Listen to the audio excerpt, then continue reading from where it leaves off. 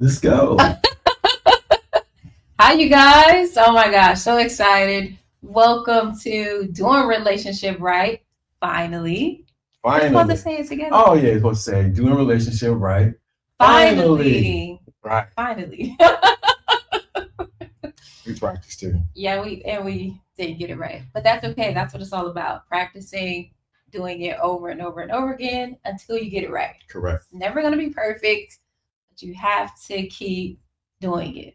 Correct. Yeah. All right, you guys. I'm Nikki B. I'm LDA. So, welcome to episode two. Episode two. It took us a long time to do this. But hey, we here now. Yes. Everything with purpose and intentionality. Right. We always want to make sure that we're bringing our lessons to you all so that you can hopefully learn from those as well. So, I'm sorry, honey. Were you going to say something? I wasn't going to say anything. I'm just making sure I'm looking straight ahead. Okay. I have to do that too. Okay. So today's topic, you all, we are talking about navigating conflict in relationships. That's deep. There is a lot there. Oh my goodness, let me tell you. And this actually came up because we had to, we didn't have to. We actually had a conflict that we had to resolve with one another. And we had to make some internal decisions as well as decisions with one another. And so the three topics and how we're going to flow and keep this conversation going without going too far or too far high up in the clouds, as myself and LDA do a lot. So the first thing we're going to talk about and hit on is understanding triggers. Do you have a couple words for that one? Triggers. I mean, Yeah. Oh, go to the top zone. Okay. See, yeah, we know we're learning ourselves, right? Right. Effective communication techniques. I'm gonna take a deep breath on that one. Yeah. Mm-hmm. Then the third that we're gonna hit on, or the third key point, really, finding common ground. Yeah. I think that's so important to have a resolve, is to find common ground. Like, how can we compromise? How can we bring this together? How can we acknowledge one another, but also bring this back in? Because we don't want to come to another hill or mountain or stumbling block or rock, whatever that thing is, and get stuck there and then bring the kitchen sink along. Right? Right. We want to leave this right here, learn from it, put it in our tool belt, and move on to the next thing, because there's always going to be another thing that comes along. Correct. Because as you enter into a healthy relationship, what I'm finding is that it is going to pull out triggers in you or traumas, right? That you have not explored, or you thought that you might have, gotten past or grew from or healed from, and it brings those things up. So I'm excited to get into this conversation. So where do you want to start, honey? Let's start with, because most people don't talk about this when it comes to relationships, single or together, divorced, separated. They don't talk about that relationships, you will have conflict. Yes, you will. It is natural, because first of all, I'm not looking for her to be like me, and I don't want her to be like me. I mean, vice versa. Yeah. I want him to be like me. No. Yeah, there we go. And what happens is, because of that, there will be conflict. But we have looked at conflict as a negative word instead of a positive word. Mm-hmm. So we put so much negativity around the word conflict. They say, it must mean I need to put my dukes up, or I gotta say what's on my chest and let her know how I feel. Mm-hmm. Versus realize that conflict is natural to have a healthy relationship. Surrender. Yeah, right. Right. So I think that before you have a conflict, you need to be intentional, or know, how do you resolve conflict in a healthy, mature way. And we had one. Yes, we did. We had one. I was I don't want to use the term. Stirred up. I was stirred up. That's a good word. Stirred up. I was a little stirred up. I walked. I made sure she was good. But at the end of the day, I was stirred up. I was. I'm gonna say I was stirred up, but I was heated at you. Keep it one. People don't want to keep it 100, but I was stirred up. Like, what is she doing? Mm-hmm. And the natural inclination for me to do in conflict is to internalize it and not say nothing at all. Mm-hmm. What do you think about that? Yeah. So this first key point that we're talking about here is understanding the trigger. So that's what LDA is referring to. Understanding, like, there's something going on inside of here, right? And just to go to what he's talking about, or the situation that he was talking about, I realized there was a shift. I noticed there was a shift, but I was just like, maybe he'll maybe he's sleepy, maybe he's tired, maybe he's hungry, but we had just ate, so I had to like, it's not that. Well, maybe something else came up and I don't know about it. However, this is what I've learned, right? This is what I've learned. And I learned this from understanding and reading scripture more, right? And getting to know the Lord and the God in me, right? Is understanding to listen to my instinct. And my instinct told me, or my gut told me, to just wait. Because I would have said something. Well, no, let me be honest. I would not have ever said anything, right? I would have just like, duly noted, right? On the shelf, as LDA was saying, put that on the shelf. But no, I did put it on the shelf, but I had intention and I labeled it like, just pause. There's something going on here, my girl, and I think you need to leave some space for it. You know how we just learned about leaving the space in the song and the music, right? And it makes the song better when you leave that space or that pause, or even when you're public speaking, right? You have that pause there. Something told me to pause and just wait, because it's going to come up. Mm-hmm. So that's what it did. So in the process, in the midst of the conflict, the situation that happened, I needed time to process it so I didn't get into my feelings. So a lot of times, a lot of men and women, but I'm talking to the men, they get into their feelings and they start saying and doing things that they later regret that they said and done. You can't take that stuff back. You can't unhear things, right? You cannot unhear it. Right. So as the leader, I have to say, you know what? Let me think.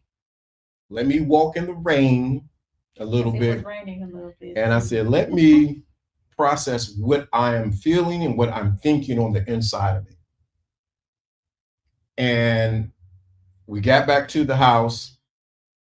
We were about to watch TV, and I said, hey, hold up. I don't know what we was watching. No, I'm going to tell you what really happened. What happened was the cable had an interruption. The cable had an interruption. It was like, not the cable, the internet. Internet. We don't do cable. Yeah, the internet. And it stopped. So we were watching something. I was still processing. I was still looking at her like. We was kind of quiet and everything. It was like a loud silence. Right. And the internet calls right at the good part. It's like. Yeah, we were watching a good movie. Right. And it stopped. Right. It just stopped. Mm-hmm.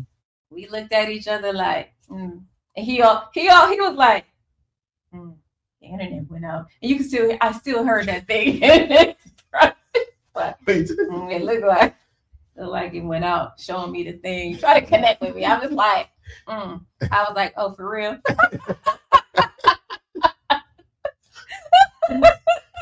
She didn't want to hear that. She want to hear that. Not at all. So I was like, what is wrong with you? But my instinct or my gut, Holy Spirit was like, just let it sit, right? Right. So then LGA was like, I was like, look. He was like, listen, let me share with you what's going on. Mm-hmm. So he shared, and I told him, I was just like, and he was like really processing it. I could tell it was a little tough that he was, how you eat as a kid when you got to eat something you don't want to eat. He didn't want to, but he wanted to. Does that make sense? Does that make sense? Yeah. You want to do something, but you don't want to do it, but it's good for you. I think Paul mentioned those things, right? So you have to do it, right? So I can hear the reluctancy in his voice and in his tone, but I can also hear the compassion and the sincerity in your voice in what you were sharing, because he was being vulnerable. And we understand that vulnerability is the key to communication, right? Transparency as well. So he was sharing how he felt, and he was exploring, past relationships or parent experiences. And so it made sense to me. Still didn't like it. Because then after he explored and shared what he was sharing, I explored and shared what I felt as well. I didn't like it. And usually, like I stated earlier, I would not have shared. I would have just been like, okay, I won't be back. Or it's going to stop right here, right? Oh, fair. It's fine. It's you, buddy. And I would have probably silently moved on. Yeah. Or just pulled back. And that's not healthy. I realize that that's a trauma response to my childhood. It's like a safety thing. Yeah. So exploring the triggers, and it did not feel good, right? So we had to navigate that and explore those triggers with one another, and we had to be honest about it, and it didn't feel good, right? No, it was. It's like going through a landmine. You don't know where that bomb is at that was going to go off. So it's like, okay. But I said to myself, I'm gonna be intentional about this relationship and what's going on. I gotta be intentional and let her know this is what I'm thinking and this is what I did not like. Many times guys are afraid to say what they like and don't like because they're afraid that they're gonna lose her.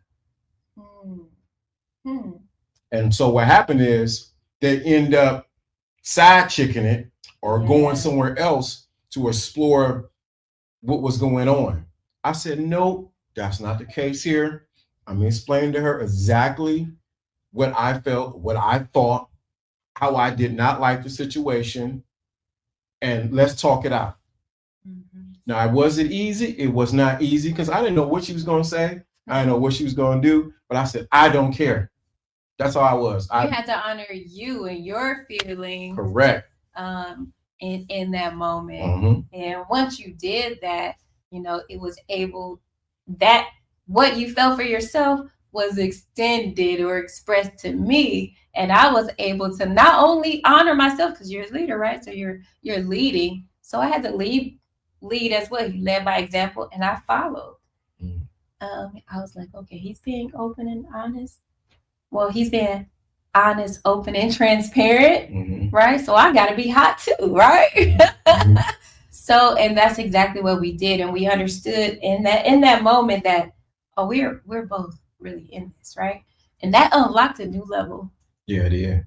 It unlocked a deeper level. Ooh, right?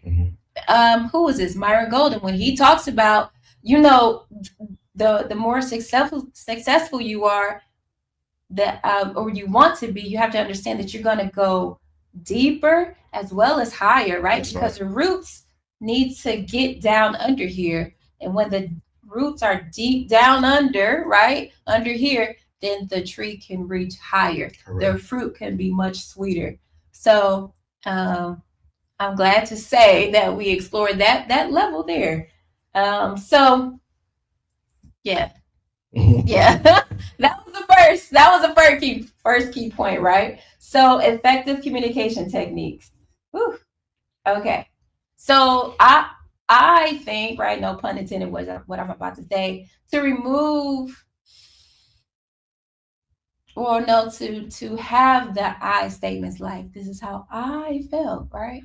Not saying you are adding someone else in there, but saying, I felt when you said, and then also not only that, but when you say something, or when you share something that might have been tough for your partner, to say, I appreciate you sharing that, versus being hard and tough, like, you know what I mean? Mhm. So, and that's what I did in that moment. I was like, you know what?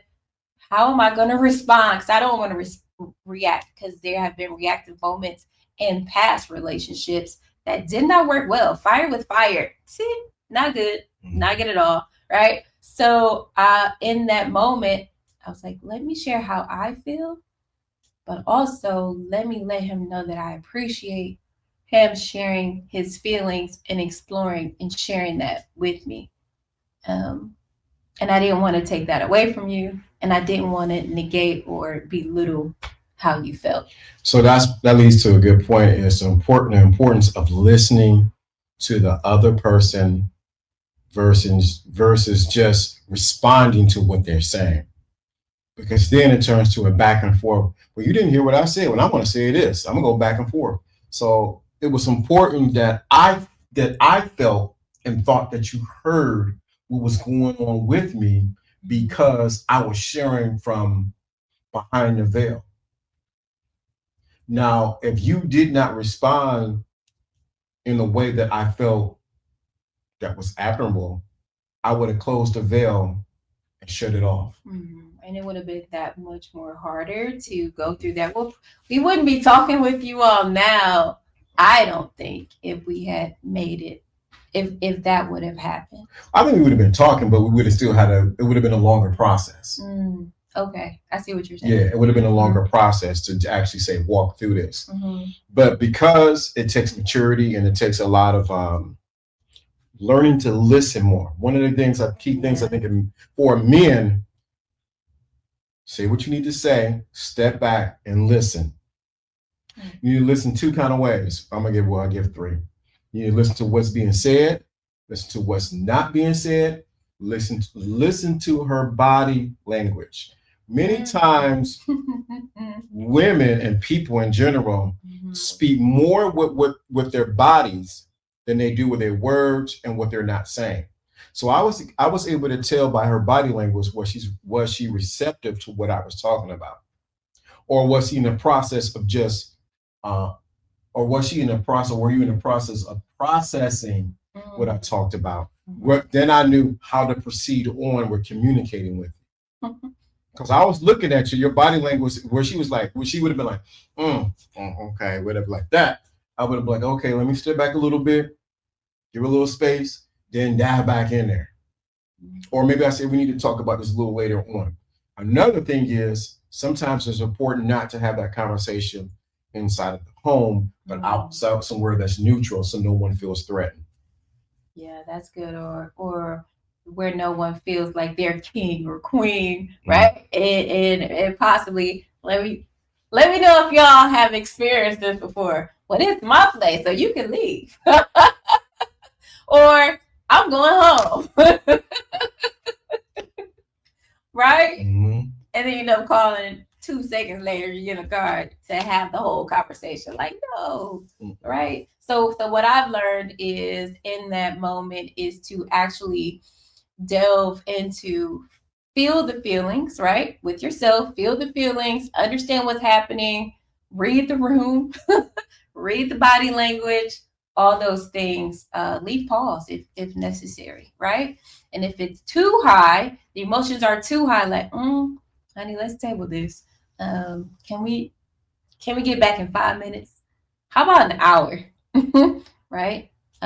So I think those are some effective communication techniques that we've learned. We're not professionals, but we do have experience in relationships, all dynamics, and we're being intentional about communicating and learning one another. I know for me, I don't like conflict. I don't like confrontation. I'm running, right? But I'm learning that I can't make it to the next level or be successful or be a good leader if I don't tackle or confront or lean into confrontation, right? Because, like LDA said earlier, it's not a battle. You don't have to put on your dukes, right? You don't have to do that. It's a, let's explore this. Share with me what happened, or where did you feel misled, or where did you feel ABC, whatever that thing is. All right. Right. So let me say something about that. So you said you didn't like conflict. I don't mind conflict because you know what? I want it finished and I want it done. I'm just that's So get the last point. So the last key takeaway here is finding common grounds, right?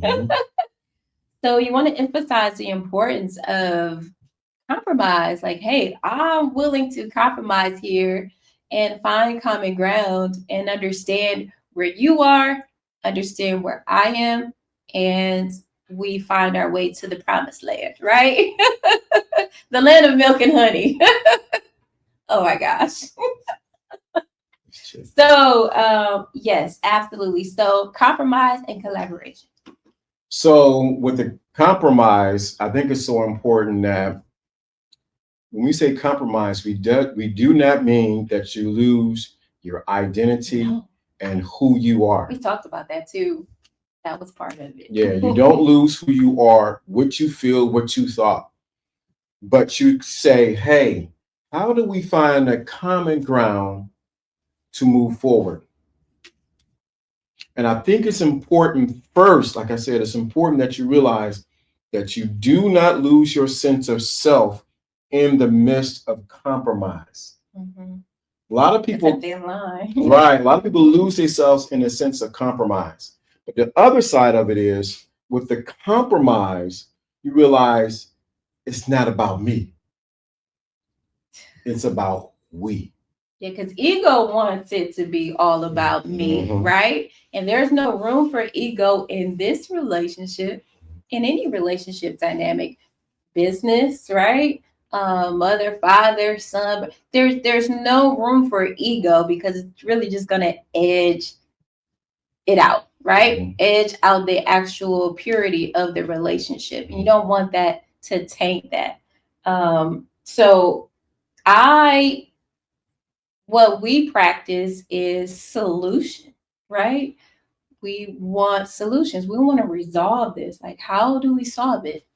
Right. I think that's so important because when you focus just on the problem, it's going to get bigger. It's going to get bigger. But when you focus on how do we resolve this? How does this work? Right. And how do we resolve it? And the resolution may not be a snap of the fingers. It may take a moment to actually process, talk it out, to resolve what's going on. And as you, like we did that night, as we begin to resolve what was going on, we realized it was like the layers of an onion that was being peeled back. Yes, it was. And we were able to actually have a blooming onion. Right, a blooming. Yeah. Was that Outback? Yeah, I think it was Outback. But we begin to what? See the layers, what led to this that had nothing to do with her and I. No. It had to do with things that were in the past that were showing up presently now. So it's important to realize, even in that moment, you need to say, okay, I see what they're going through. I see what they're processing. I see how this is triggering. And with the solutions, if you don't know how to find a solution, what do? You pause. You take a pause. Okay, I thought it was a trick question there. No, you really just take a pause and you say, I don't know what to do here, and you tell that's what happened. I don't know what's happening here. I don't know what's going on. I don't know what, and then that the communication starts to open up. You may end up sharing something that happened when you were 8 or something that happened with your mom or dad or something like that, right? Thank you, honey. I always say we're like the little monkeys that be like grooming each other. We do that all the time. So, leave space, right? leave space for that communication to happen, because you may not know. You may be sitting there in the moment and you're like, you know what? I remember when I was 12 and my mama said this to me this way, or me and my mama were walking, or me and my girlfriend at the time when I was 20, 30, 40, whatever. And that same situation, come to find out that's Hoochie or that ninja did ABC. And you know what? I'm still holding that. I didn't realize it, right? And so you're like, oh, the other person is like, oh my goodness. Thank you for sharing that, because I didn't know. Actually, something like this happened to me before. This is why it left a bitter taste in my mouth when you shared blah blah blah. So this is the other part of it too. So when you say I don't know where the solution comes from, you open the door for God to show you it. That's what happens when you say I don't know. And it's interesting when I say that. I happen to go on Instagram, Facebook, YouTube, TikTok, and somebody then did a reel. And you going through this with your relationship. I'm not the only one. Right. Oh, I'm not the only one. But here's the answer: is when you let go that you don't know it all. That what the one who does, the one who does know it all, can show you the answer. Yeah. Omnipotent, omnipresent, right. All knowing, all around, all the time, right? Right. And those that know, you know, right? So those are actually the 3 key points that helped us navigate the conflict that we were experiencing about a week ago. So that was good. So hey, if you guys enjoy this, please leave a comment in the underneath the video. Yeah, there we go. Leave a comment underneath the video. What I want you to put, what word, what's something you want to put in there, so people can put a comment under this video. What word are we gonna use here? We could say something what simple. Word that comes. What's coming here? Solution. I am the solution. I am the solution. So when you watch this video, I want you to put in the comments underneath this video, I want you to put I am the solution. Why do we want to do that? We want to know that you're hearing us and that you're participating in our conversation of us doing relationship right finally. But I want you to put in the comments below this video, I am the solution. Yeah, that's good. Yeah, I like that. You like that? Why? Because it once you hear something and you actively do it, or you write it, or you type it, you're going to be that thing, or you're going to remember it that much more, right? And it's going to impact your life. You're going to utilize that tool or that thing. So I absolutely love that. And I hope that this encourages you to not run away from conflict or confrontation, but to actually lean into it, knowing that you have the solution, that the solution lives in you, right? I am the solution. I am solution. So in the comments, I want you to do this for Nikki B and myself. Yes. Put I am the solution in the comments. Yes. Thank you for watching us. Doing relationships right. Finally. Oh my God. Do it right. You ready? One, two, three. Doing relationships right. Finally. So thank you for watching with us. We'll talk to you soon. Look for episode 3 coming soon. Oh, we did it again. I love it.